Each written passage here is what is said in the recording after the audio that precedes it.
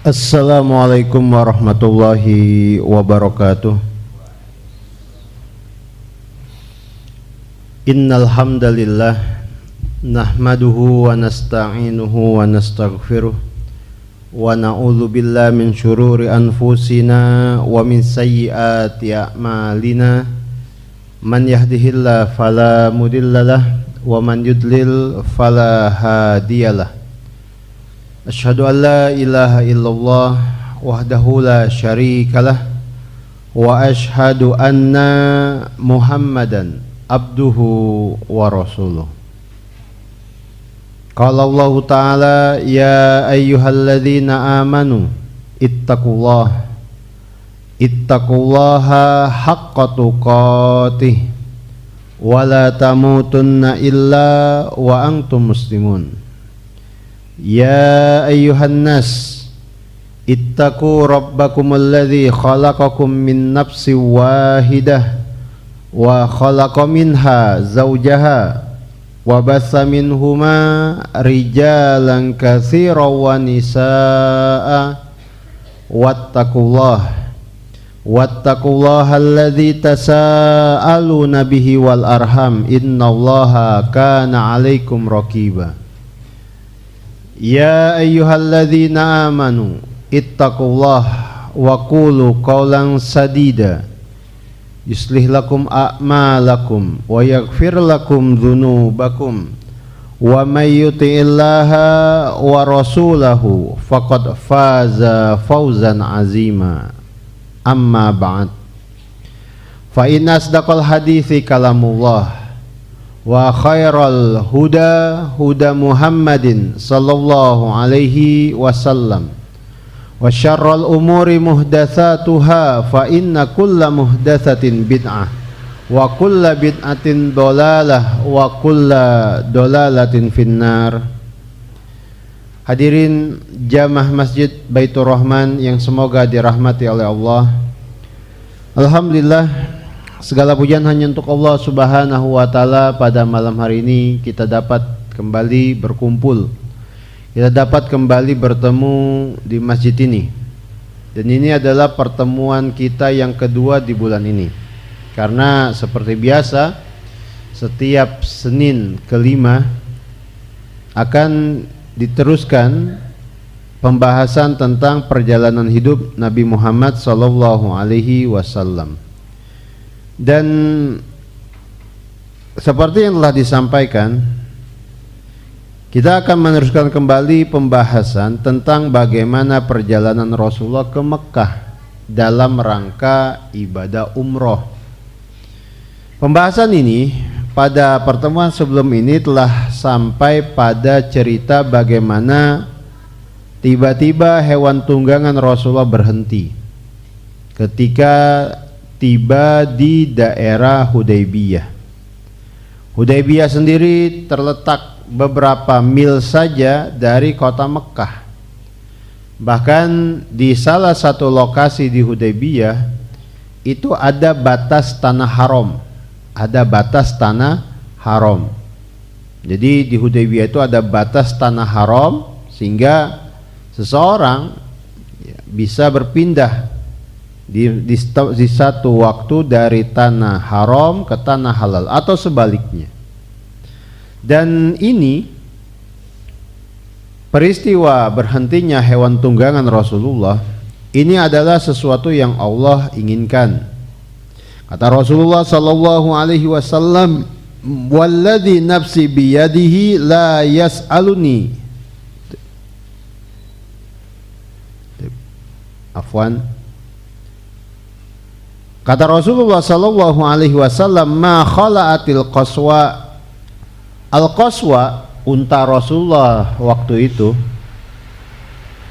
tidak pernah mogok atau macet dalam melangkah.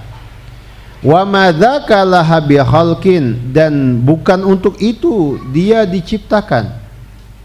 Walakin habasaha habisul fil, akan tetapi dia ini sekarang ditahan oleh yang menahan gajah Abroha. Jadi maksudnya apa? Al-Qaswa ini tidak bisa jalan bukan karena dia mogok, macet tiba-tiba, tapi karena ada yang menahannya, dan yang menahannya itu adalah Allah Subhanahu wa taala. Rasulullah sempat memaksa Al-Qaswa, unta beliau, untuk jalan kembali, tetapi tidak lama, berhenti di Hudaybiyah, dan di sanalah Rasulullah dan rombongan pun kemudian menghentikan perjalanan. Di sanalah Rasulullah dan rombongan menghentikan perjalanan. Ingat, perjalanan mereka dalam rangka ibadah umroh, berangkat jauh-jauh dari Madinah untuk menuju Mekkah di bulan Zulqa'dah tahun ke-6 Hijriah. Lalu berhenti di Hudaybiyah, terpaksa berhenti di Hudaybiyah. Ketika Rasulullah berhenti di Hudaybiyah sambil mengamati situasi, datanglah seorang laki-laki dari suku Bani Khuza'ah. Bani Khuza'ah ini adalah suku yang memiliki hubungan baik dengan Rasulullah. Bahkan bisa dikatakan mereka ini, Bani Khuza'ah, adalah orang-orang musyrikin yang punya hubungan baik dan persekutuan dengan Rasulullah, dan kaum muslimin. Jadi meskipun musyrikin, meskipun mereka ini adalah orang-orang musyrik, tapi mereka terhadap Rasulullah, mereka menjaga hubungan baiknya, tidak melanggar perjanjian, menghormati apa yang telah disepakati. Dan hubungan tersebut telah terbina sejak awal kali Rasulullah tinggal di kota Madinah. Jadi sejak tahun pertama sudah ada hubungan itu, persekutuan, ada hubungan kerjasama antara kedua belah pihak, dan masing-masing pihak sama-sama menghormati hak mereka.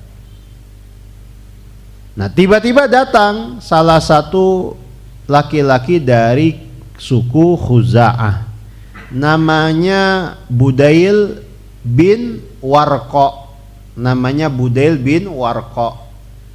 Budail bin Warqa ini datang kemudian memberi kabar tentang bagaimana orang-orang Quraisy mereka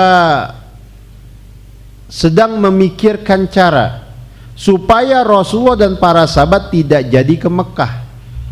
Jadi Khuza'ah ini, Bani Khuza'ah ini, mereka punya hubungan baik dengan Rasulullah, dan karena mereka musyrikin, mereka bisa bergaul dengan orang-orang Quraisy, orang-orang musyrikin Quraisy.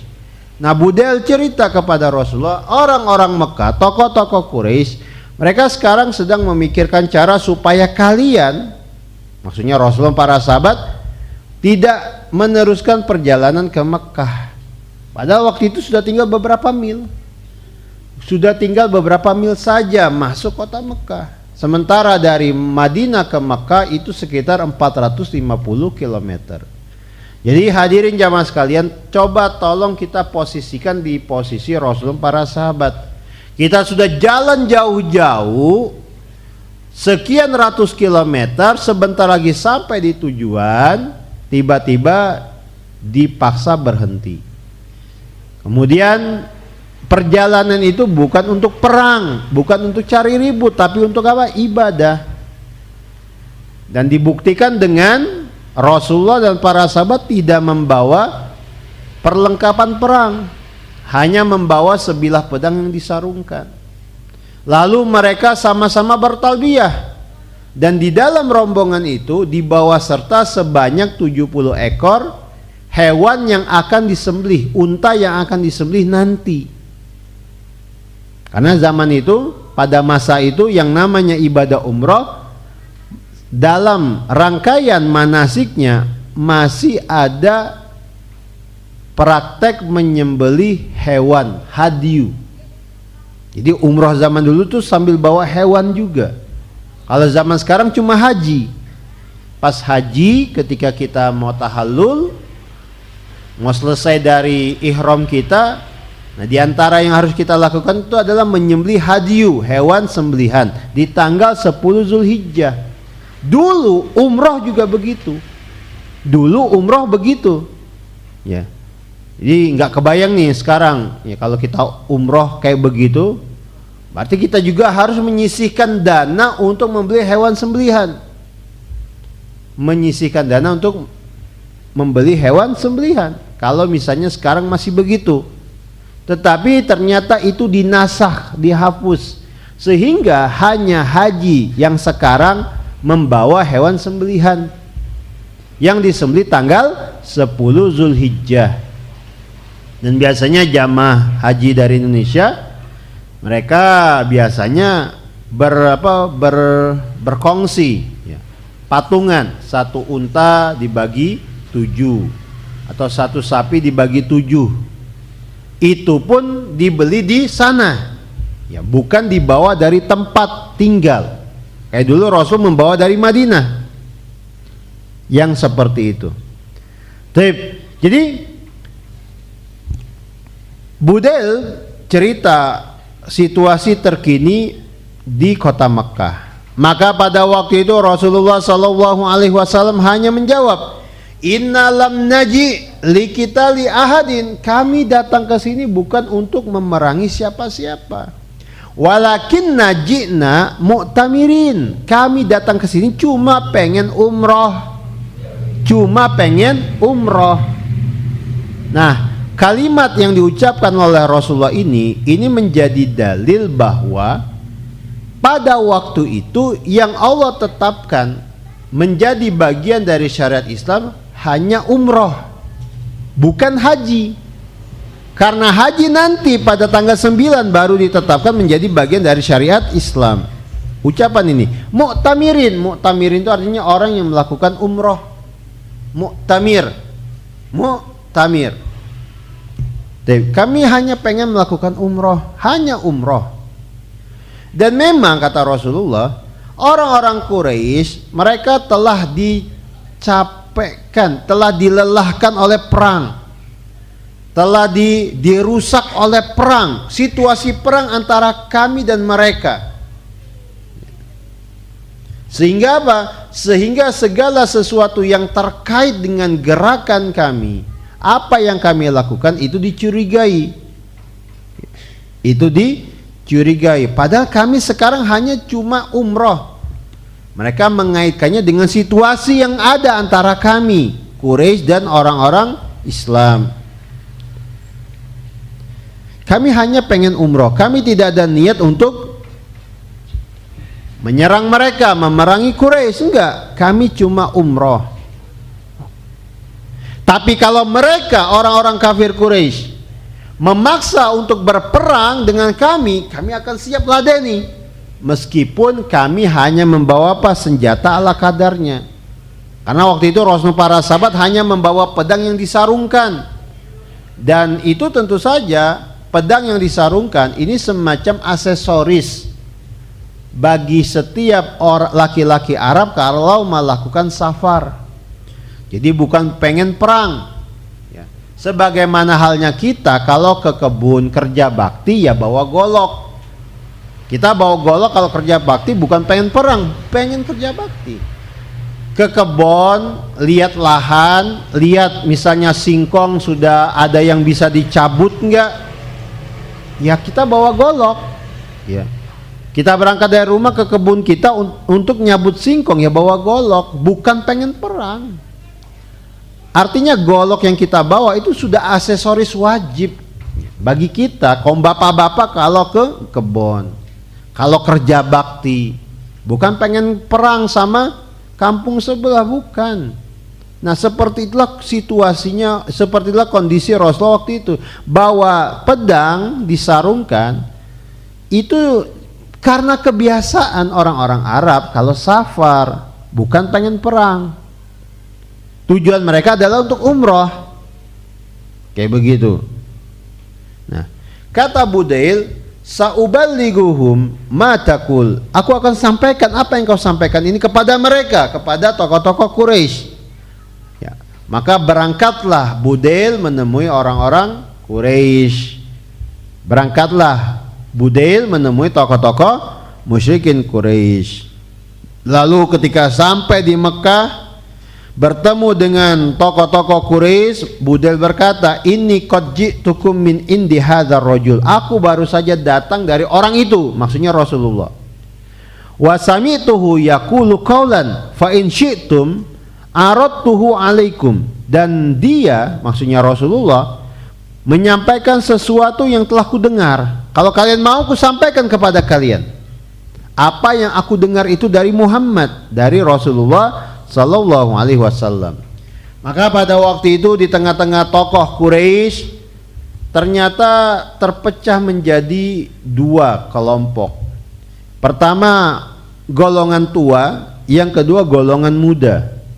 Tokoh-tokoh muda Quraisy mereka langsung tanpa pikir panjang langsung bilang kepada Budail, "La hajatalana an tuhadditsuna." Afwan. "La hajatalana an tuhadditsana anhu bi syai'." Kami enggak butuh engkau engkau sampaikan cerita dari orang itu kepada kami. Kami enggak butuh. Kami enggak perlu dengar apapun dari omongan dia. Kami enggak perlu. Maksudnya apa? Bagi kami nggak boleh dia datang ke sini, selesai, titik. Kalau perlu kita tindak, kita usir, kita pakai alat untuk mengusir mereka. Ini kata tokoh-tokoh muda. Sementara tokoh-tokoh Quraisy yang tua, golongan yang sudah tua, tokoh-tokoh sepuhnya berkata, ya, "Hat ma sami'tahu." Coba sampaikan apa yang kau dengar itu. Maka kata Budail, "Sami'tuhu yaqulu kadza wa kadza, kadza wa kadza." Aku mendengar Muhammad berkata seperti ini, seperti ini. Aku mendengar Muhammad mengatakan begini dan begitu. Disampaikan apa yang disampaikan oleh Rasulullah. Bahwasanya Rasulullah pengen datang umroh, bukan pengen cari ribut, bukan pengen berperang. Dan memang terlihat jelas ya, itikat umroh yang disampaikan oleh Rasulullah itu. Mereka bawa hewan, pakai pakaian ihram putih-putih, nggak bawa senjata kecuali sarung yang kecuali pedang yang disarungkan.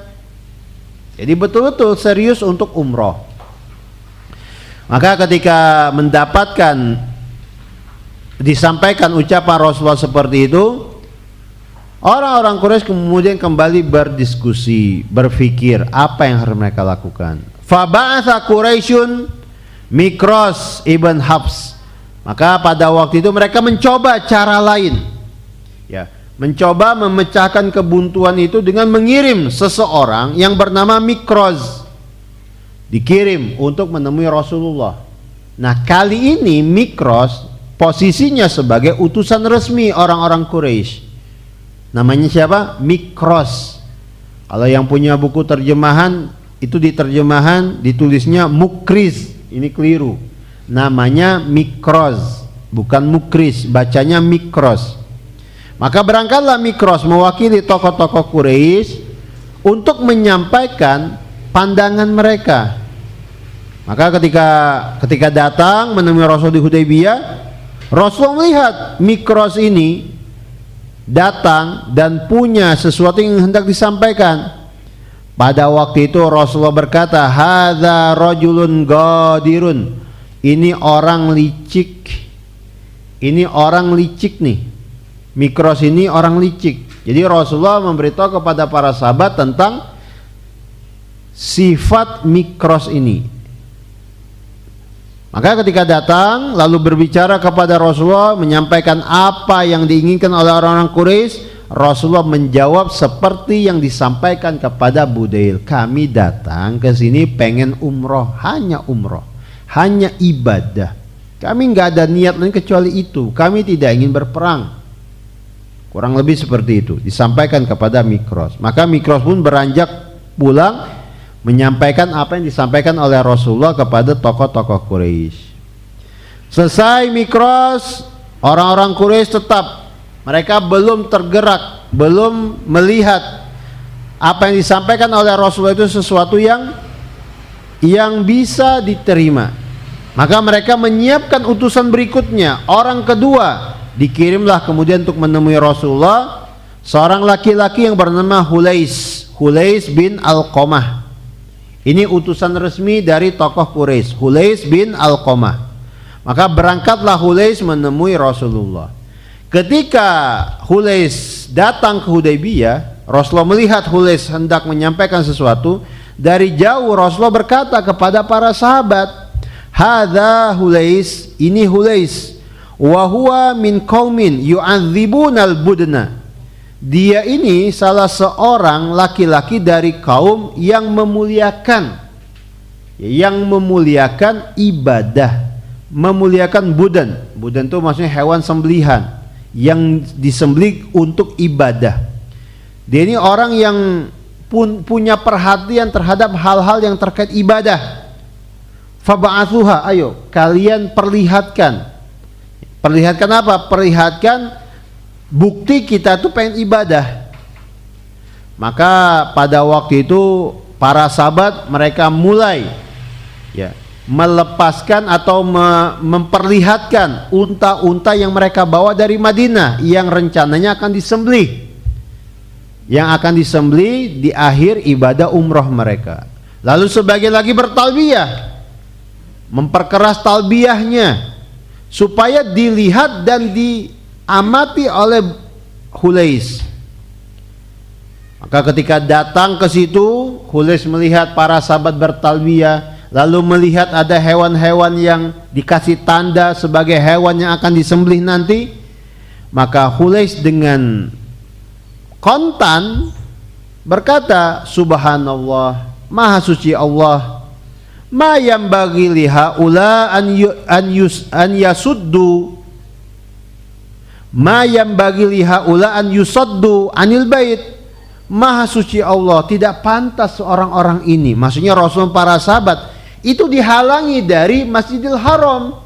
Gak pantas, karena memang ini pengen ibadah. Dan memang terlihat buktinya, hewan sembelihannya dibawa 70 ekor unta, ada tanda-tandanya, dikasih tanda yang akan disembelih nanti. Kemudian menggunakan pakaian ihram, lalu bertalbiyah. Ya, udah kita sampaikan ya, yang namanya jamaah haji atau jamaah umroh, mereka itu bertalbiyah ya, itu dari sejak menggunakan pakaian ihram di mikot masing-masing sampai melihat Ka'bah.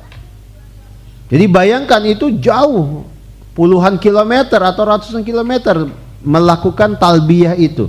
Talbiyah setelah menggunakan pakaian ihram. Kalau yang mikotnya itu di Zulhulaifah, berarti dia berangkat dari Madinah atau dari arah Madinah. Dari Zulhulaifah ke Mekkah itu cukup jauh, ratusan kilometer. Kalau jamaah dari Indonesia biasanya ya, seperti kita waktu itu, ketika di pesawat melewati daerah Yalamlam, di situ kita mulai bertalbiyah di pesawat. Di pesawat bertalbiyah, capek, mungkin kecil suara kita, kalau tertidur berhenti. Kemudian setelah sadar kita bertalbiyah lagi semampu kita. Ya, bahkan sambil ngegeret koper di bandara di Jeddah, sambil ngantri masuk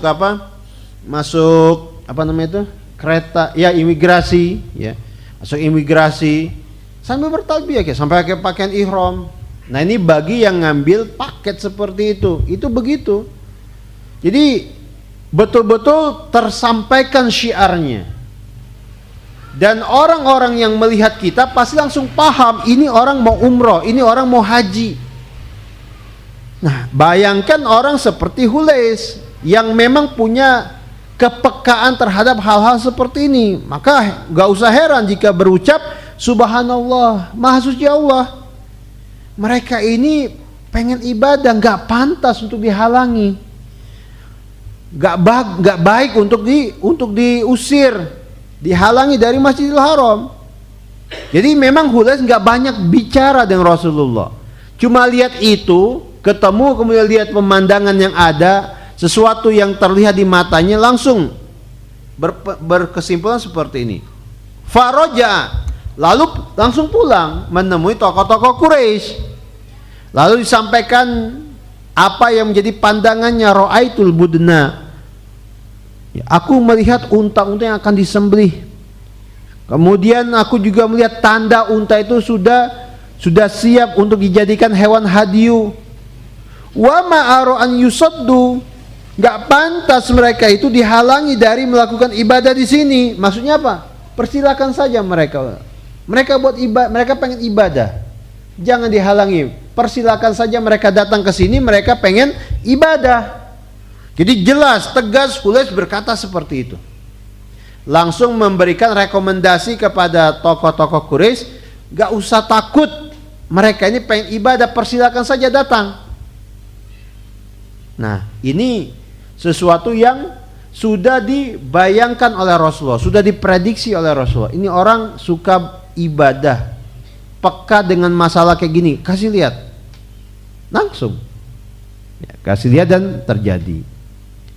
Ternyata orang-orang kafir Quraisy masih kekeh, gak bisa. Mereka masih berdebat, gak mungkin, gak bisa. Kita posisi kita tuh begini. Apa kata orang-orang Arab kalau kita nanti begini-begini?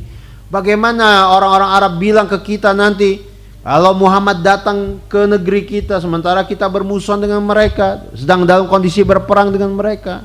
Jadi ada banyak pertimbangan-pertimbangan yang itu membuat sebagian tokoh Quraisy merasa berat mengizinkan Rasul para sahabat masuk kota Mekah. Maka akhirnya mereka mencoba mengirimkan satu utusan lagi supaya bisa membujuk Rasulullah untuk membatalkan niat itu dan segera pulang. Maka diutuslah tokoh yang bernama Urwah bin Mas'ud Ats-Tsaqafi. Urwah bin Mas'ud Ats-Tsaqafi ini sebenarnya tokoh, ini sebenarnya orang Taif. Jadi Urwah bin Mas'ud Ats-Tsaqafi ini orang Taif. Taif dengan Mekah itu jaraknya sekitar 45 km lebih. Lumayan jauh ya. Lumayan jauh. Kalau pakai mobil sekarang itu perlu menempuh perjalanan selama 1 jam sekian puluh menit untuk sampai ke Taif ya. Itu pun jalannya nggak kayak jalan di Bandung ya, kayak di tol ya. Bebas hambatan, 1 jam sekian puluh menit selesai. Nah, dikirim Urwah bin Mas'ud Ats-Tsaqafi. Kenapa Urwah yang dikirim? Urwah bin Mas'ud Ats-Tsaqafi yang dikirim padahal dia orang Taif, bukan orang Mekah. Karena dia ibunya orang Quraisy. Ibunya orang Quraisy. Jadi mendapatkan kepercayaan juga dari tokoh-tokoh Quraisy dikirim untuk bertemu dengan Rasulullah. Dan memang Urwah ini orang yang sudah punya pengalaman dalam masalah negosiasi. Dikirim ke raja ini, dikirim ke pemimpin suku ini, suku itu. Sudah punya banyak asam garam dalam masalah negosiasi. Dikirimlah Urwah bin Mas'ud Ats-Tsaqafi menemui Rasulullah. Dan seperti yang kita duga, ketika bertemu dengan Rasulullah, tetap Rasulullah kasih tahu kepada Urwah, kami datang pengen umroh, bukan untuk mencari keributan. Dan disampaikan lagi, orang-orang Quraisy itu mereka sudah disibukkan dengan perang. Mereka itu sudah dibikin capek oleh perang yang ada di antara kami. Sehingga apa? Pikiran mereka, bayangan mereka itu sudah ke arah situ. Kalau bahasa anak-anak muda sekarang, bahasa apa Gen Z sekarang tuh udah overthinking. Padahal mah ini udah jelas kita tuh pengen umroh, pengen ibadah, bukan pengen cari ribut. Kalau kami pengen cari ribut, kami bawa baju besi, bawa anak panah, bawa busur yang lengkap. Mereka tuh emang sudah dasarnya udah digelayuti pikiran macam-macam. Karena apa? Situasi perang. Mereka tuh adalah orang-orang yang sudah lelah berperang melawan kami. Mereka tuh overthinking terhadap kami kalau pakai bahasa anak-anak sekarang. Dikit-dikit ke sana, dikit-dikit ke sana. Padahal kita nggak ke sana sama sekali dan jelas Rasulullah nggak mungkin berbohong. Salah satu sifat yang tidak mungkin dimiliki oleh Rasulullah berbohong. Rasulullah bilang kami pengen ibadah, umroh. Lihat buktinya, kami bawa hewan, kami pakai pakaian ihram. Dan ya mungkin yang pernah umroh atau pernah lihat keluarganya umroh bisa bayangkan gimana rasanya berperang pakai pakaian umroh, pakai pakaian ihram. Cuma terlapis oleh 2 kain, nggak ada daleman, bahkan nggak pakai daleman sama sekali. Perang, nggak enak, yakin nggak enak. Ya, nggak nyaman berperang pakai pakaian ihram. Ya, nggak enak, apalagi pakai buat lari. Ya, nggak enak. Buat nyerang musuh nggak enak, pakai pakaian ihram. Ya, nggak pakai daleman, nggak pakai macam-macam lah.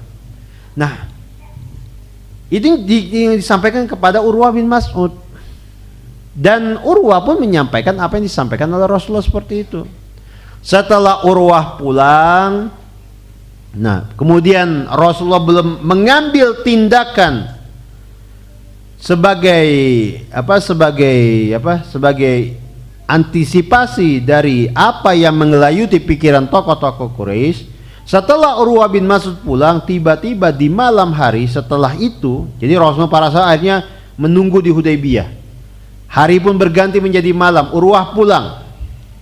Ternyata di malam hari itu datang sekelompok anak muda Quraisy yang mereka ini merasa apa yang terjadi antara Rasulullah dan tokoh-tokoh Quraisy itu terlalu bertele-tele. Ya. Mereka memandang kita serang saja Muhammad dan sahabat-sahabatnya di Hudaybiyah, biar jelas selesai. Dan biasanya begitu ya, anak muda biasanya seperti itu. Ya, merasa bahwa udah langsung yang ambil yang pasti-pasti aja, begini saja kita lakukan ini saja. Ya, mereka memandang tokoh-tokoh tua itu sebagai sekelompok manusia yang banyak pertimbangan. Padahal orang-orang tua banyak pertimbangan karena mereka sudah punya banyak pengalaman, ya kan? Bapak-bapak pasti paham masalah ini. Ya. Sementara anak-anak muda mereka belum punya pengalaman dan menganggap sebagian orang tua itu capek, kayak ginian doang mah. Nah, kalau pakai bahasa Jakarta mah, ini kan jelas begini-begini, langsung aja udah, sikat aja, eksekusi aja langsung. Sebenarnya tokoh-tokoh tua enggak. Kalau kita begini, pertimbangnya begini, nanti apa akibatnya, apa reaksi orang ini, orang itu. Jadi banyak pertimbangan dan itu semuanya lahir dari pengalaman bertahun-tahun. Nah, sejarah umat manusia selalu berisi yang seperti ini. Ada apa? Ada gesekan antara anak muda dan orang tua. Ada gesekan antara tokoh-tokoh tua dengan tokoh-tokoh muda. Dalam satu komunitas, dalam satu masyarakat, di banyak negeri selalu ini terulang-ulang. Gesekan antara tokoh-tokoh tua dan tokoh-tokoh muda selalu terjadi. Ya, selalu terjadi. Dan biasanya yang diharapkan itu adalah kompromi. Duduk, berbicara dengan kepala dingin, kemudian mencari kompromi, mencari solusi yang sifatnya win-win solution. Sama-sama untung. Yang ini dapat, yang ini dapat.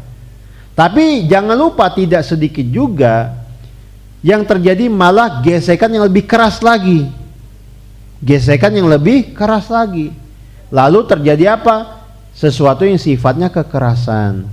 Nah, ini yang meskipun tentu saja nggak banyak, tapi ada. Sejarah menjadi saksi yang seperti itu. Kembali ke sini, anak-anak muda Quraisy datang tiba-tiba malam hari untuk menyerang Rasulullah para sahabat yang sedang istirahat di Hudaybiyah. Ternyata ketika mereka sudah bertekad seperti itu, sudah datang siap mengeksekusi rencana mereka, pada waktu itu ada sahabat Muhammad bin Maslamah. Muhammad bin Maslamah ini kalau pakai istilah para ulama, beliau ini sahabat yang sering mendapatkan tugas pengamanan. Jadi kalau misalnya yang sifatnya seperti itu, biasanya Muhammad bin Maslamah yang maju, Muhammad bin Maslamah yang melakukannya, berinisiatif melakukannya. Jadi pengamanan, ya, masalah pengamanan atas Rasulullah dan kaum muslimin, Muhammad bin Maslamah sering mendapatkan, ya sering melakukan inisiatif untuk itu. Kalau bahasa kitanya memegang tugas sebagai kepolisian, tugas-tugas kepolisian. Jadi menjaga yang di dalam gitu, menjaga yang di dalam, keamanan di dalam komunitas, di dalam masyarakat. Muhammad bin Maslamah atas izin Allah melihat adanya ancaman seperti itu, segera bersiap-siap dan kemudian mengantisipasi datangnya anak-anak muda tersebut. Dan memang jumlah mereka lumayan banyak, sekitar 70 atau 80 orang. Jadi ketika datang malam hari itu, segera diantisipasi, ya, segera ditindak. Di bahasa sekarang itu ditangani, diamankan. Dan memang dengan mudah diamankan. Setelah mereka lihat, lalu dilaporkan kepada Rasulullah, maka Rasulullah pun memaafkan mereka, mengembalikan mereka ke Mekah. Nah, kejadian ini disinggung oleh Allah di dalam surah Al-Fat ayat ke-24. Kata Allah Subhanahu wa taala, "Wa huwallazi kaffa aydiyahum ankum wa aydiyakum anhum bi batni Makkah min ba'di an azfarakum alaihim." Dan dialah Allah yang menahan tangan-tangan mereka dari kalian dan juga menahan tangan-tangan kalian terhadap mereka di mana di lembah Mekah, di lokasi yang dekat ada di Mekah. Nah, ini kejadian yang dimaksud di surah Al-Fat ayat 24. Jadi sempat ada kejadian seperti ini. Dan tentu saja apa yang terjadi pada waktu itu ini memperburuk situasi yang ada pada orang-orang musyrikin. Tanpa mereka sadari, tindakan gegabah yang dilakukan oleh sekelompok anak muda mereka ini memperburuk situasi yang ada, memperburuk posisi mereka. Dan tentu saja dengan begitu Rasulullah, para sahabat mereka punya semacam alasan untuk datang masuk ke Mekah. Karena di sini terlihat orang-orang Mekah lah yang zalim kepada Rasulullah, para sahabat. Jadi mereka punya semacam posisi tawar. Lihat, kalian menyerang kami. Belum apa-apa kalian udah menyerang kami, padahal kami cuma pengen ibadah. Kayak gitu. Maka keesokan harinya Rasulullah secara khusus mengutus salah seorang sahabat beliau untuk menjadi duta dan sekaligus juru bicara Rasulullah langsung kepada tokoh-tokoh musyrikin. Jadi nggak pakai perantara lagi. Pada awalnya yang Rasulullah hendak kirim adalah sahabat Umar. Di Umar sengaja dikirim oleh Rasulullah. Awalnya Umar bin Khattab. Mungkin ada yang bertanya, kenapa Umar? Kenapa bukan Abu Bakar? Jawabannya sederhana, karena Umar ini berasal dari kabilah Bani Adi. Kabilah Bani Adi di tengah-tengah suku Quraisy adalah kabilah yang punya wewenang sebagai duta besar mereka. Jadi suku Quraisy itu satu kesatuan. Mereka kan terdiri dari beberapa kabilah. Tugas-tugas kemasyarakatan itu dibagi-bagikan di kabilah-kabilah yang ada. Nah, khusus kabilahnya Umar, Bani Adi, kabilah Umar ini punya tugas kemasyarakatan berupa apa? Sebagai juru bicara Quraisy, sebagai duta Quraisy.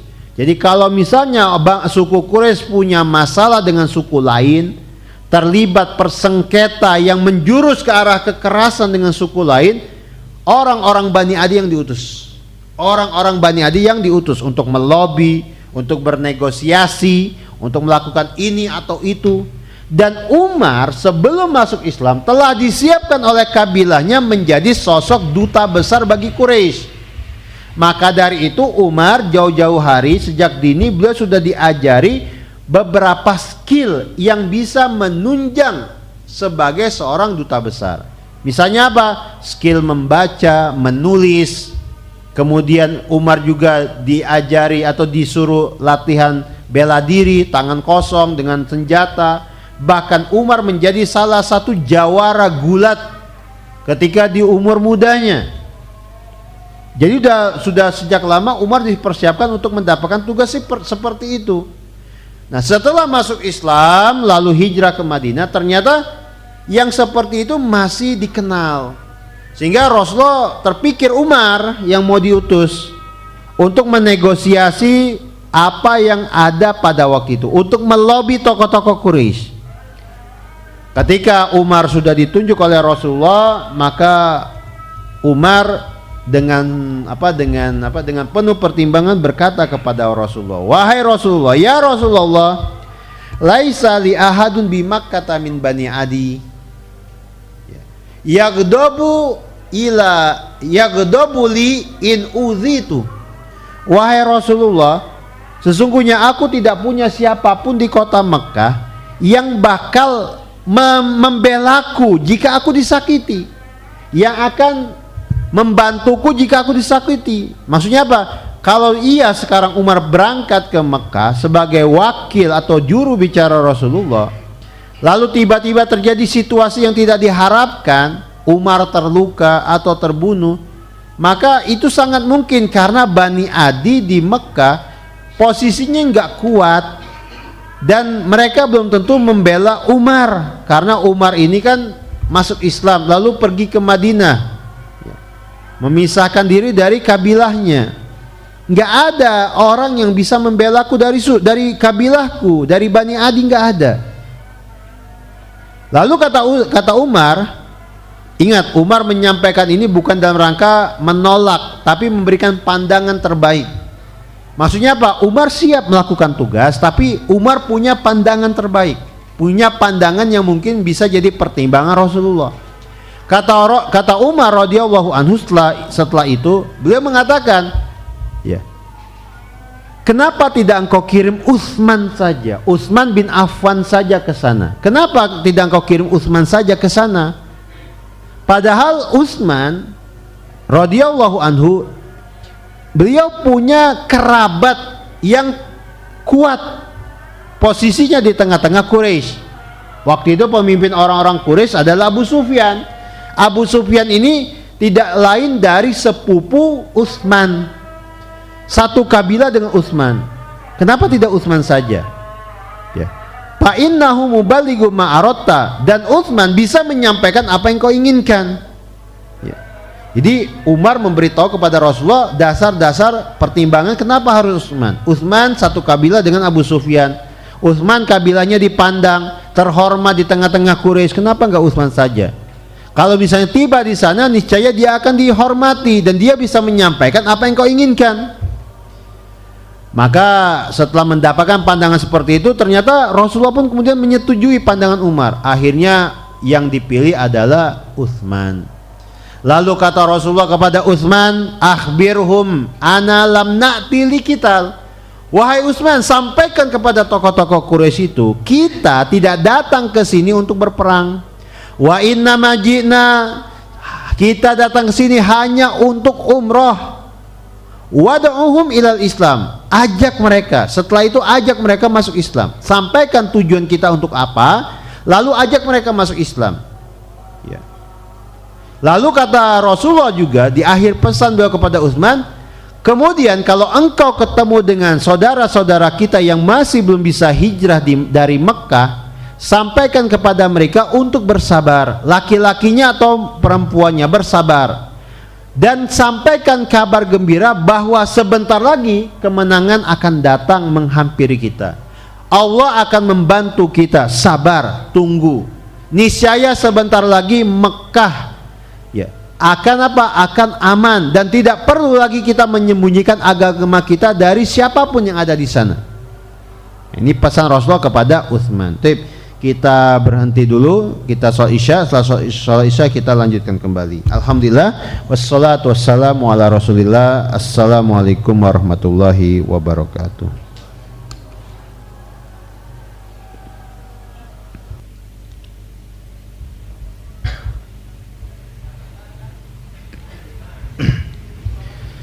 Bismillah, alhamdulillah, wassalatu wassalamu ala rasulillah wa ala alihi wa sahbihi wassalam. Asyhadu an la ilaha illallah wahdahu la syarikalah wa asyhadu anna muhammadan abduhu wa rasuluh.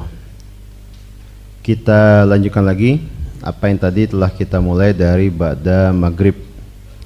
Hadirin jamaah Masjid Baitur Rahman yang semoga dirahmati oleh Allah, tadi telah kita sampaikan akhirnya Rasulullah mengutus Utsman bin Affan radhiyallahu anhu untuk menjadi juru bicara Rasulullah, untuk menjadi duta Rasulullah, menyampaikan kepada mereka maksud dan tujuan Rasulullah datang ke sana.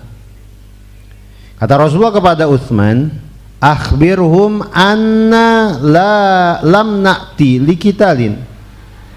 Kasih tahu mereka, sampaikan kepada mereka kalau kita tidak datang untuk berperang, tetapi kita datang hanya untuk umroh. Dan ajaklah mereka untuk masuk Islam. Ajaklah mereka untuk masuk Islam. Serta sampaikan kepada laki-laki beriman dan wanita-wanita beriman yang ada di kota Mekkah, ya, bahwa kemenangan sebentar lagi akan datang. Kemenangan sebentar lagi akan datang dan Allah akan memenangkan agamanya di Mekkah ini.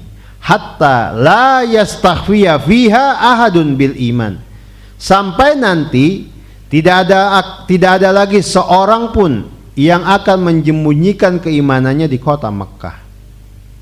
Ini pesan dari Rasulullah kepada Utsman untuk disampaikan di kota Mekkah kepada tokoh-tokoh Quraisy, kemudian juga kepada orang-orang Islam yang belum bisa hijrah ke Madinah.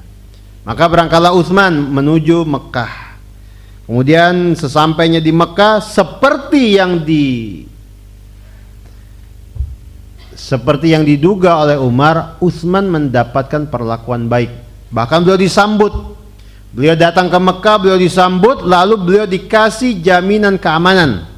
Beliau dikasih jaminan keamanan oleh laki-laki yang bernama Aban bin Sa'id bin Al-As. Maka beliau dijaga, dikawal untuk bertemu dengan tokoh-tokoh musyrikin Quraisy. Maka setelah bertemu disampaikanlah oleh Utsman kepada mereka maksud dan tujuan Rasulullah datang ke Mekkah. Nah, setelah itu terjadi perbincangan di antara tokoh-tokoh Quraisy. Jadi setelah Utsman datang menyampaikan, meyakinkan mereka bahwasanya kami datang bukan untuk berperang. Rasulullah datang bukan untuk memerangi kalian, kami hanya pengen ibadah. Setelah itu terjadilah perbincangan di antara tokoh-tokoh musyrikin Quraisy. Terjadi musyawarah penting di tengah-tengah mereka. Yang mereka waktu itu karena mungkin sengit dalam menyampaikan pendapat, bertukar pikiran, mendebat satu sama lain, membuat Utsman tertahan di kota Mekkah. Jadi harusnya setelah disampaikan seperti itu dapat jawaban, Utsman pulang menyampaikan kepada Rasulullah. Tetapi karena lamanya tokoh-tokoh Quraisy waktu itu bermusyawarah, berdebat ini dan itu, Utsman pun tertahan di kota Mekkah. Beliau sempat dipersilakan untuk tawaf dulu, melakukan tawaf di kota Mekkah, tapi Utsman menolak. Bahkan Utsman berkata, aku tidak akan tawaf sebelum Rasulullah tawaf. Jadi tertahanlah Utsman di kota Mekkah menunggu jawaban dari orang-orang Quraisy.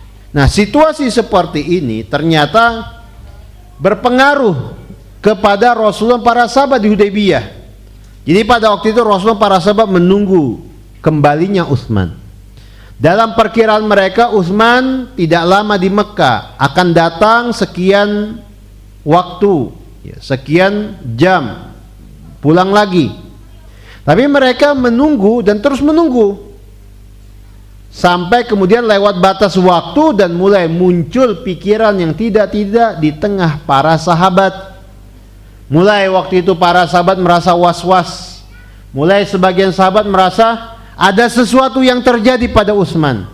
Lalu muncullah pikiran, jangan-jangan Utsman telah dibunuh. Jangan-jangan Utsman telah ditawan lalu dibunuh oleh tokoh-tokoh Quraisy, lalu tokoh-tokoh Quraisy bersiap-siap hendak menyerang mereka di Hudaybiyah. Dan terjadilah kegelisahan di kalangan para sahabat. Wajar, mereka manusia. Ya, jadi jangan dibayangkan para sahabat itu seperti apa tokoh-tokoh ya yang selalu tegar, kokoh. Ya. Seperti orang-orang berkekuatan super kayak gitu. Enggak, sahabat-sahabat Rasulullah itu adalah manusia biasa. Mereka punya kegelisahan, Mereka juga bisa diserang rasa was-was, takut, merasa ini atau itu. Mereka manusia normal seperti kita. Yang membedakan hanya keimanan. Yang membedakan adalah apa yang dalam hati kita dengan hati mereka. Jadi mereka mulai merasa gelisah, aduh jangan-jangan kayak gini, jangan-jangan Utsman nanti kayak gini, jangan-jangan sebentar lagi tokoh-tokoh Quraisy mengirimkan pasukan ke sini, membantai kita di sini. Dan itu kemudian menjalar pelan-pelan ke seluruh sahabat yang ada di Hudaybiyah. Mungkin di antara mereka ada yang bisa tegar, bersabar, ada yang bisa menghilangkan pikiran macam-macam seperti itu. Tetapi yang pasti kegelisahan, was-was yang merebak di kalangan para sahabat ini terbaca oleh Rasulullah. Rasulullah mulai melihat hal tersebut. Rasulullah sudah mulai membaca situasi yang terjadi terkini. Maka pada waktu itu ketika Rasulullah melihat ini sudah mulai enggak kondusif, Rasulullah mulai merasa ini sudah enggak sehat lagi. Ya, mereka mulai melihat para sahabat mulai begini begitu, mulai berpikiran macam-macam, maka Rasulullah ajak mereka, para sahabat yang ada 1.400 orang untuk berkumpul di bawah satu pohon yang tidak jauh letaknya di sana. Jadi di daerah Hudaybiyah ada pohon samurah. Ada pohon samurah. Jadi di sana ada pohon samurah, bisa di googling pohon samurah itu seperti apa. Itu salah satu pohon yang biasa tumbuh di padang pasir. Ada ada pohon samurah di sana. Kemudian Rasul ajak mereka merapat berkumpul di bawah pohon itu. Kemudian Rasulullah minta kepada mereka, ingat, Rasulullah minta kepada mereka untuk berjanji tidak akan lari dari tempat itu meskipun terjadi kondisi-kondisi yang tidak diinginkan. Rasulullah minta kepada mereka untuk tidak kabur, melarikan diri dari tempat itu meskipun mereka nanti mungkin akan dibunuh oleh orang-orang kafir Quraisy. Jadi Rasulullah minta mereka berjanji. Nah, janji untuk seperti itu, janji kepada pemimpin seperti itu dalam bahasa Arab disebut dengan istilah baiat. Jadi istilah baiat itu artinya itu janji setia kepada pemimpin, janji untuk taat kepada pemimpin, janji untuk mendengar apa yang dikatakan pemimpin, menaati apa-apa yang disampaikan oleh pemimpin. Bahasa Arabnya apa? Baiat. Jadi Rasulullah mengajak mereka untuk berjanji, berbaiat kepada beliau untuk tidak lari dari sana. Bahkan sebagiannya menangkap ini adalah janji untuk siap mati. Karena kalau memang betul orang-orang kafir Quraisy datang menyerang mereka, maka itu artinya orang-orang kafir Quraisy datang bawa senjata lengkap, mereka hanya punya pedang yang disarung. Berarti apa? Resikonya mati, resikonya terbunuh. Nah, Rasulullah minta mereka berjanji. Pada waktu itu di situasi yang menegangkan seperti itu, para sahabat mereka maju ke depan berjanji kepada Rasulullah. Berjanji kepada Rasulullah 1.400 orang. Dan cara berjanjinya gimana? Dengan cara menyalami tangan Rasulullah. Ketika menyalami tangan Rasulullah atau tangan pemimpin, maka itulah yang disebut dengan baiat. Ketika disalami itu tandanya apa? Saya siap, saya berjanji siap melakukannya. Jadi dengan cara apa?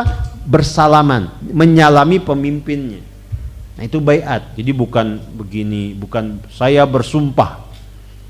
Ulangi, saya bersumpah, bukan gitu, tapi datang ke depan menyalami pemimpin, itu tanda dia siap. Itu tanda dia apa? Deal. Saya siap menaati, saya siap berjanji. Kayak gitu. Itu baiat.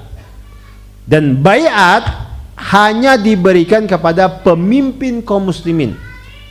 Kalau di kita berarti baiat diberikan kepada pemimpin negara kita atau orang yang ditunjuk oleh pemimpin negara kita ke bawah. Nah, seperti itu. Maka mereka pun satu persatu menyalami Rasulullah. Orang pertama yang menyalami Rasulullah, berbaiat kepada Rasulullah adalah sahabat yang bernama Abu Sinan Al-Asadi radhiyallahu anhu. Kemudian di antara para sahabat ada yang sampai berbaiat 3 kali, menyalami Rasulullah 3 kali, tanda betul-betul siap menghadapi berbagai macam kemungkinan. Nah, sahabat yang seperti ini adalah Salamah ibnul Aqwa. Salamah ibnul Aqwa radhiyallahu anhu. Beliau anak muda, maju ke depan menyalami Rasulullah. Pertama, bisa mundur lagi ke belakang. Di tengah-tengah, nyalamin lagi. Terakhir nyalamin juga. Sedangkan orang yang ikut dalam rombongan tapi tidak mau berbaiat kepada Rasulullah adalah seorang laki-laki munafik yang bernama Al-Jad bin Qais. Jadi ada seorang munafik ikut waktu itu dalam rombongan, namanya Al-Jad bin Qais, nggak mau salaman, nggak mau berbaiat. Menghindar, sembunyi, nggak mau menyalami Rasulullah. Dan sejarah mencatat namanya di sini. Lalu setelah selesai semua sahabat menyalami Rasulullah 1.400 orang, Rasulullah kemudian mengangkat tangan beliau, kemudian berkata, ini untuk Utsman, lalu disalamkan ke tangan satu lagi. Jadi apa? Rasulullah menjadikan tangan beliau mewakili tangan Utsman. Ini tangan Utsman, ini untuk Utsman, lalu disalamkan ke tangan satu lagi. Artinya apa? Utsman terhitung sebagai orang yang berbaiat juga. Meskipun mereka waktu itu belum tahu Utsman masih hidup atau enggak. Mereka belum tahu Utsman masih sehat atau sudah terbunuh. Tapi terjadilah peristiwa itu di bawah pohon, baiat di bawah pohon. Yang baiat itu kemudian mendatangkan ridho dari Allah. Baiat itu mendatangkan ridho dari Allah Subhanahu wa ta'ala. Allah singgung dan Allah sampaikan bentuk ridho Allah kepada mereka dalam surat Al-Fat ayat ke-18. Allah Ta'ala berfirman, laqad radiyallahu 'anil mu'minina idh yubayi'unaka tahta syajarah. Sungguh Allah betul-betul ridho kepada orang-orang beriman, yaitu para sahabat, ketika mereka membaiatmu wahai Muhammad di bawah pohon. Maksudnya baiat tadi itu. Jadi Allah ridho kepada mereka. Mereka betul-betul siap membela, membela diri atas nama Allah dan Rasulnya. Jadi nggak takut, nggak gentar. Allah pun ridho kepada mereka. Nah, keridoan Allah seperti itu disebut dengan ridwan. Maka peristiwa itu dikenal dalam buku sejarah dengan nama baiat ridwan, baiat yang mendatangkan ridho Allah. Selesai baiat, mereka dalam kondisi apa? Terpacu, bersiap-siap, bersemangat. Tiba-tiba datanglah Utsman. Datang Utsman dengan utusan musyrikin Quraisy, dengan salah satu tokoh Quraisy yang bernama Suhail bin Amr. Suhail bin Amr datang tuh. Nah, tapi intinya apa? Dalam kondisi seperti itu para sahabat berani. Mereka siap meskipun nyawa mereka bakal hilang. Jadi dalam tidak mesti harus ada ancaman nyata dulu, tapi mereka sudah siap menyatakan kepada Rasulullah, setia kepada Rasulullah. Setelah selesai datanglah Utsman ditemani oleh Suhail bin Amr, salah satu tokoh musyrikin Quraisy. Nah, Suhail bin Amr ini dikenal sebagai seorang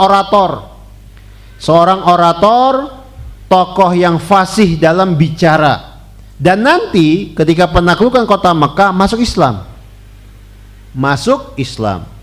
Kemudian ketika Rasulullah meninggal dunia, ketika muncul gelombang kemurtadan di Jazirah Arab, rame-rame orang pengen murtad, Suhail menjadi sosok tokoh Mekah yang menyampaikan orasi kepada penduduk Mekah untuk jangan murtad. Jadi beliau radhiyallahu anhu nanti setelah masuk Islam menjadi salah satu tokoh penting yang menjaga supaya Mekah tetap mukmin, supaya tetap beriman, menjaga penduduk Mekah tetap mukminun, tetap beriman kepada Allah dan Rasulnya, tidak murtad sebagaimana kota-kota lainnya selain Madinah. Karena memang ketika Rasul meninggal dunia muncul gelombang kemurtadan. Pada waktu itu hanya 2 kota yang tidak murtad, Mekah dan Madinah. Dan di sana di Mekah, khusus Mekah, ada andil Suhail bin Amr radhiyallahu anhu. Di sini kita bisa lihat bagaimana seseorang itu mengambil peran dalam umat. Karena kita dapati ada banyak orang dia punya kelebihan, Allah berikan kepadanya harta benda, kemampuan bicara, kemudian kemampuan untuk memimpin, kebisaan begini atau begitu, kemahiran untuk melakukan ini atau itu, keahlian ini atau itu, tetapi dia tidak pernah berkontribusi, memberikan sumbangan kepada umat. Dia tidak memberikan yang terbaik untuk Islam dan kaum muslimin. Dia bisa meraih pencapaian ini atau pencapaian itu untuk pribadinya atau untuk keluarganya, tapi terhadap umat nol. Nol sumbangan, nol kontribusi. Ada banyak orang seperti itu. Dan parahnya ada juga yang seperti itu, tapi apa? Dia menuntut yang banyak terhadap Islam dan kaum muslimin.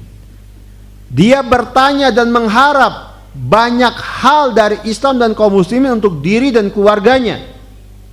Padahal semestinya yang harus kita lakukan dan kita tanyakan berkali-kali kepada diri kita masing-masing adalah apa yang sudah kita berikan kepada Islam dan kaum muslimin. Jangan tanya apa yang sudah Islam dan kaum muslimin berikan kepadamu, tapi coba tanyakan apa yang sudah engkau berikan kepada Islam dan kaum muslimin. Karena bagaimanapun ya, itulah yang kita ambil dan kita lihat dari perjalanan hidup Rasulullah dan para sahabat. Mereka dengan apa yang Allah berikan kepada mereka, apapun itu, keahlian, karunia berupa kelebihan harta, kemampuan ini atau kemampuan itu, kebisaan ini atau kebisaan itu, mereka berikan yang terbaik untuk Islam dan kaum muslimin. Setiap kita itu beda-beda. Ada yang bisa ini, ada yang jago ini, ada yang jago itu, ada yang ahli ini atau ahli itu, ada yang dikasih kelebihan ini atau itu. Semua itu selama kita masih hidup sebisa mungkin kita jadikan sebagai alat untuk meraih ridho Allah. Untuk apa? Memberikan yang terbaik untuk Allah, Rasulnya dan umat Islam. Jadi jangan lihatnya cuma diri aja terus. Lihatnya itu jangan cuma kepada pribadi terus. Lihat kita udah ngasih apa. Lihat kita udah ngasih apa untuk Islam dan kaum muslimin. Lihat apa yang sudah terbaik, apa yang kita sudah berikan secara terbaik, apa yang sudah terbaik kita berikan untuk Allah, Rasulnya dan kaum muslimin. Nah, ini yang harus terus kita pikirkan, kita tanamkan di benak kita. Karena pada dasarnya kita nggak lama di dunia ini, hanya sebentar. Yang sebentar itu setidaknya ada yang bisa kita berikan, yang kita tinggalkan untuk Islam dan kaum muslimin. Apapun itu, sebisa kita, semampu kita. Karena kita dilahirkan sebagai makhluk yang unik. Setiap kita punya kelebihan masing-masing, setiap kita punya kehebatan masing-masing, punya karunia yang berbeda-beda yang Allah berikan kepada setiap kita. Hadirin jamaah yang semoga dirahmati oleh Allah, datanglah Suhail bin Amr bersama Utsman, lalu kemudian menemui Rasulullah dan kemudian berbincang dengan Rasulullah, menyampaikan pandangan tokoh-tokoh Quraisy kepada Rasulullah. Duduk berdua Suhail dan Rasulullah, mereka kemudian berdialog, yang akhirnya kemudian antara Suhail bin Amr dan Rasulullah tercapai kesepakatan mewakili kedua belah pihak. Rasulullah mewakili Islam, Suhail mewakili musyrikin Quraisy. Dan kesepakatan itulah yang di kemudian hari disebut dengan istilah perjanjian Hudaybiyah. Maka terjadilah peristiwa bersejarah yang disebut perjanjian Hudaybiyah. Perjanjian Hudaybiyah ini disepakati antara kedua belah pihak melalui Rasulullah dan Suhail bin Amr, yang isinya pertama Rasulullah dan rombongan tahun itu, tahun ke-6 Hijriah harus pulang kembali ke Madinah. Berarti tahun itu, tahun ke-6 Hijriah, mereka yang sudah sampai di Hudaybiyah harus pulang ke Madinah. Itu satu. Lalu yang kedua, Rasulullah dan para sahabat, Rasulullah dan kaum muslimin baru boleh datang untuk umroh ke Mekah pada tahun depan, tahun ke-7 Hijriah. Dan itu pun dengan syarat hanya 3 hari tinggal di Mekah. Hari ketiga harus siap-siap pulang. Jadi nggak boleh lama-lama. Kemudian juga disebutkan kalau mereka rombongan Rasulullah hendak masuk ke kota Mekah, hendaknya penduduk Mekah itu menyingkir. Supaya apa? Supaya tidak ada gesekan. Harus menyingkir. Jadi Rasulullah masuk ke kota Mekah dalam keadaan kota Mekah itu kosong. Atau kurang lebih dikondisikan seperti itu sehingga tidak ada kontak fisik yang mengarah kepada kekerasan. Lalu poin berikutnya, antara kedua belah pihak Mekah dan Madinah harus menahan diri, tidak boleh berperang selama 10 tahun. Atau bahasa militernya gencatan senjata, case fire, gencatan senjata. Nggak boleh saling menyerang selama 10 tahun. Berarti apa? Perdamaian, gencatan senjata. Siapapun di antara kedua belah pihak yang melanggar itu, maka ini artinya pembatalan semua poin yang ada. Jadi siapapun pihaknya yang melanggar poin ini, menyerang salah satu pihak, berarti dia sudah merusak kesepakatan yang ada.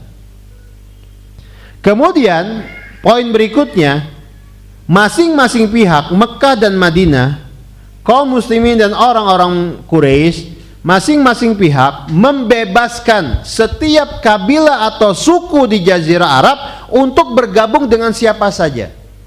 Tidak boleh diintimidasi, tidak boleh dipaksa untuk bergabung dengan ini atau itu. Jadi apapun kabilahnya, siapapun orangnya, dia bebas untuk memilih mau berpihak ke siapa. Mau ke Madinah, mangga. Mau ke Mekah, silakan. Mau bergabung dengan orang-orang Quraisy, silakan. Mau bergabung dengan Rasulullah di Madinah, silakan. Tidak boleh dicegah, tidak boleh dihalangi. Dan kalau sudah memilih bergabung, misalnya ada suku A memilih bergabung dengan Quraisy, artinya setelah itu menjadi sekutu, satu kesatuan. Sehingga kalau suku A ini diserang oleh Rasulullah, berarti Rasulullah menyerang Quraisy. Begitu sebaliknya, kalau ada suku B memilih bersekutu dengan Rasulullah, memilih memihak dengan Rasulullah, dengan Madinah, berarti dia satu kesatuan dengan Madinah. Kalau suku B ini diserang oleh orang-orang Mekah, berarti orang-orang Mekah telah menyerang Madinah juga. Nah, ingat ini, poin ini, karena di poin inilah nanti ada kaitannya dengan penaklukan kota Mekah. Jadi bebas setiap kabilah dan suku memihak manapun, mau Mekah atau Madinah. Kemudian poin terakhir, barang siapa dari penduduk Mekah yang kabur tanpa seizin walinya, maka pihak Rasulullah harus memulangkannya.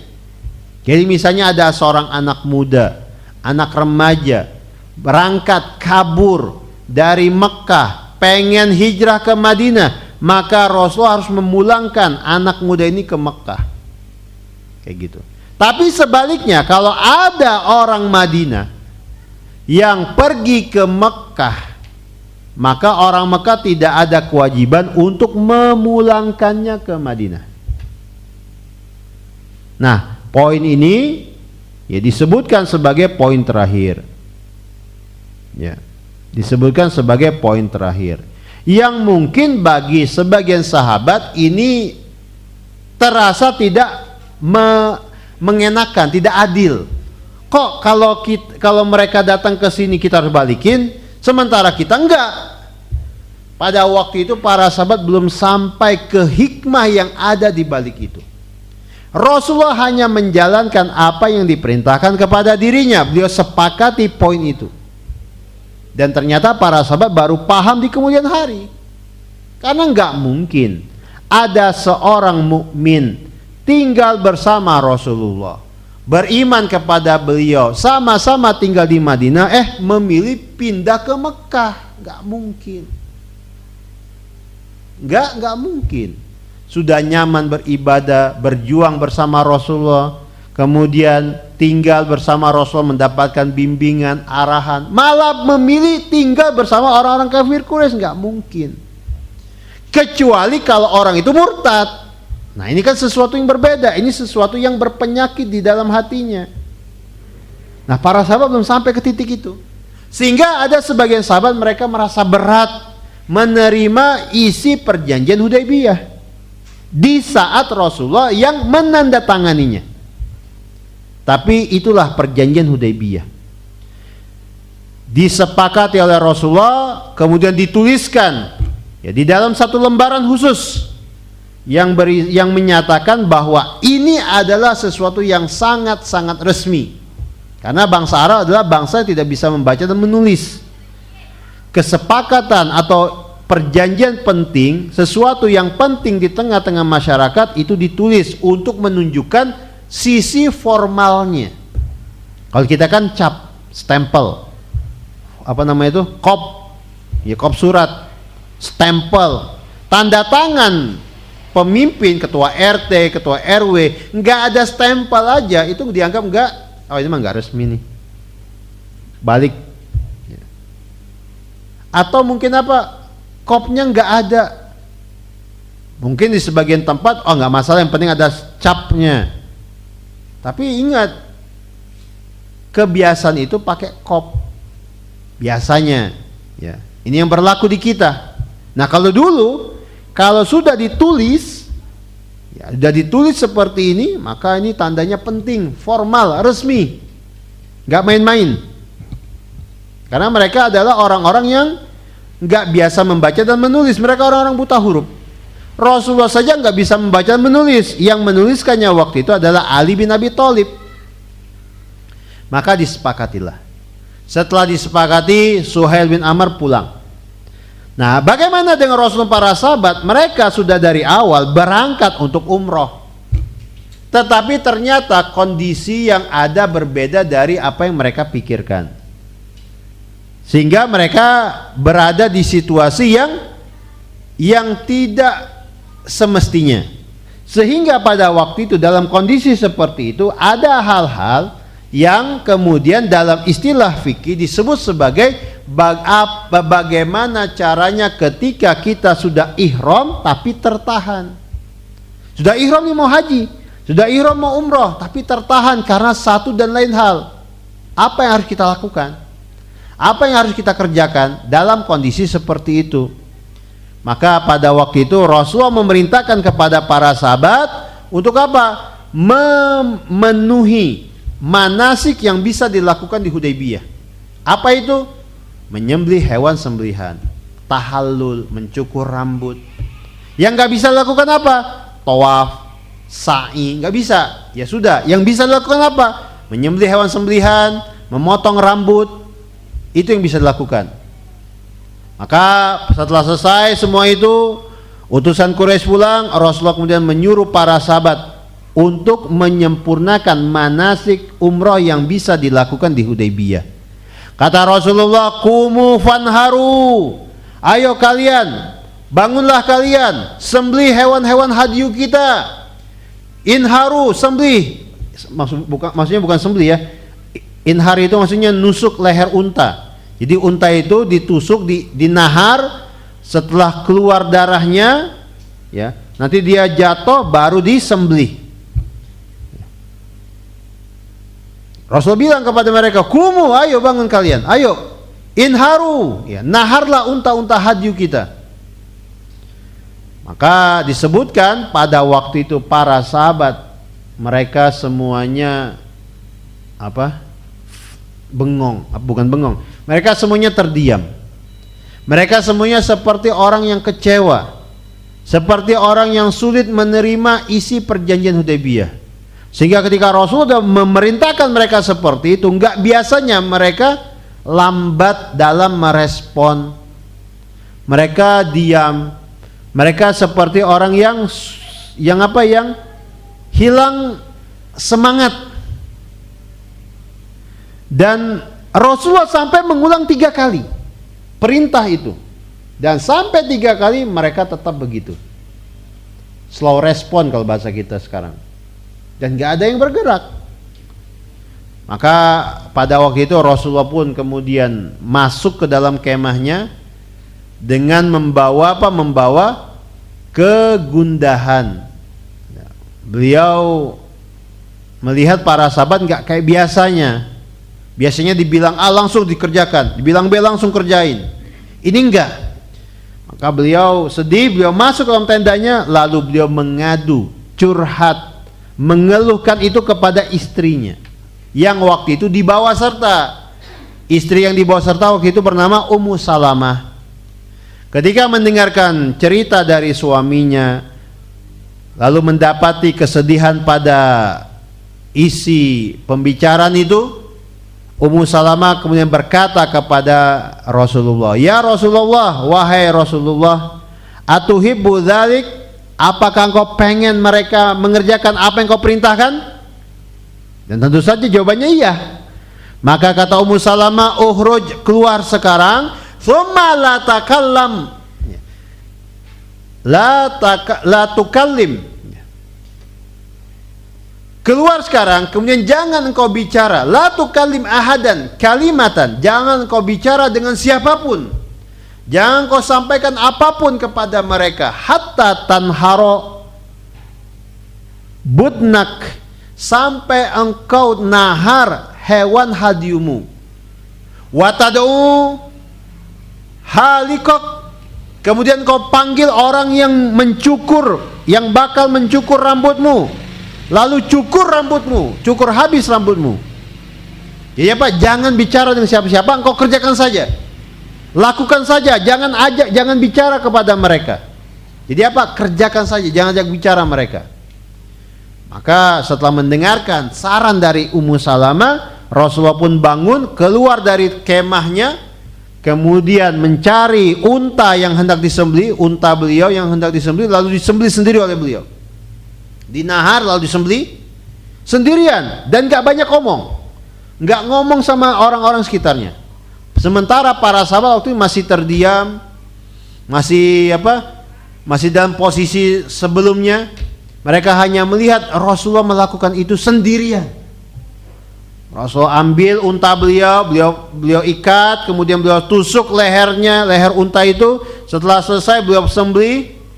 Beliau lakukan sendirian, gak minta bantuan kanan kiri, gak minta bantuan para sahabat. Setelah itu beliau panggil sahabat yang biasa mencukur atau yang sudah biasa disuruh mencukur rambut.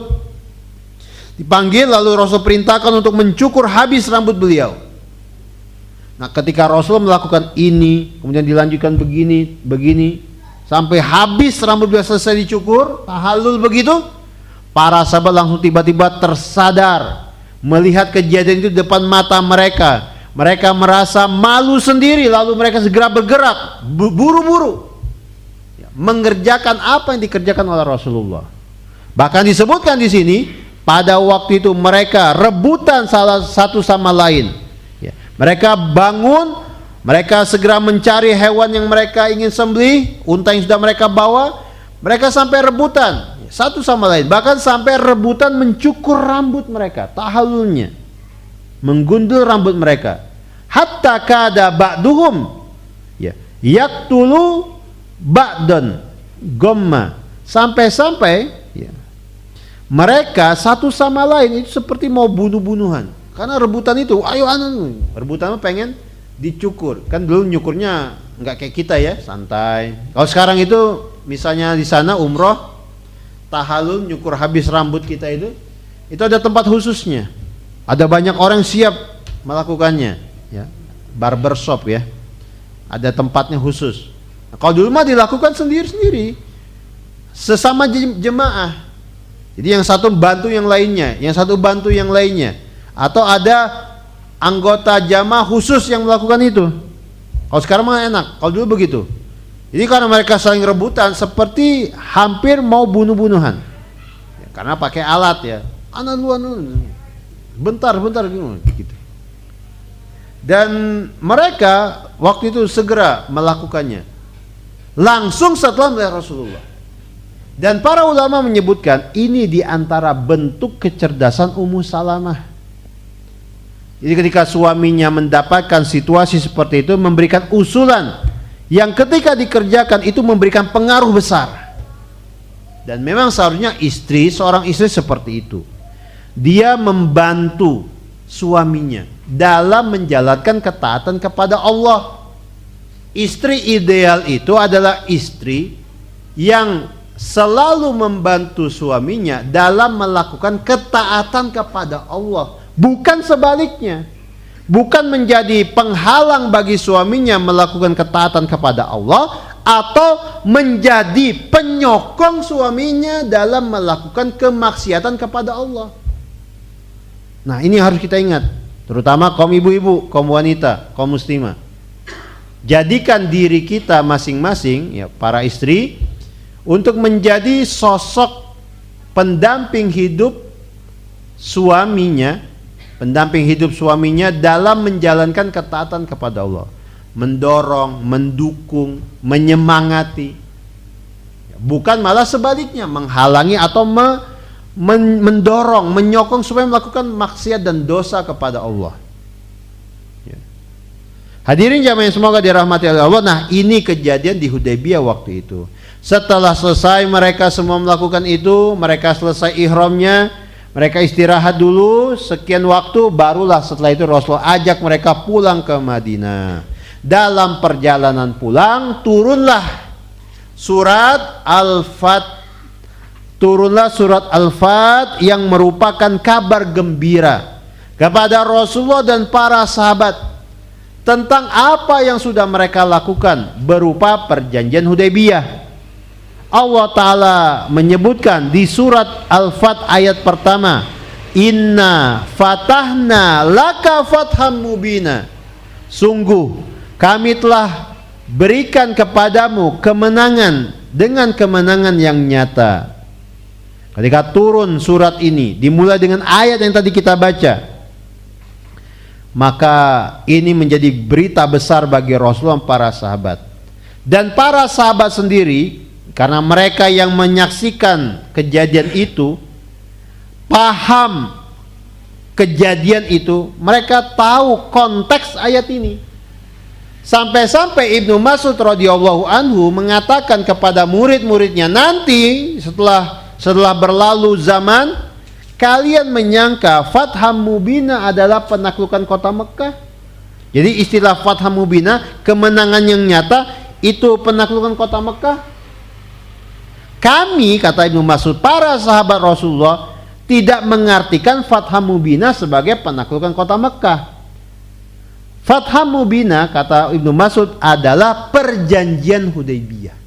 Jadi perjanjian Hudaybiyah itulah kemenangan yang nyata bagi Islam dan kaum muslimin. Dan memang seperti kita katakan di awal, ya di awal pembahasan ini, tidak akan terjadi perjanjian Hudaybiyah tidak akan terjadi penaklukan kota Mekah tanpa perjanjian Hudaybiyah.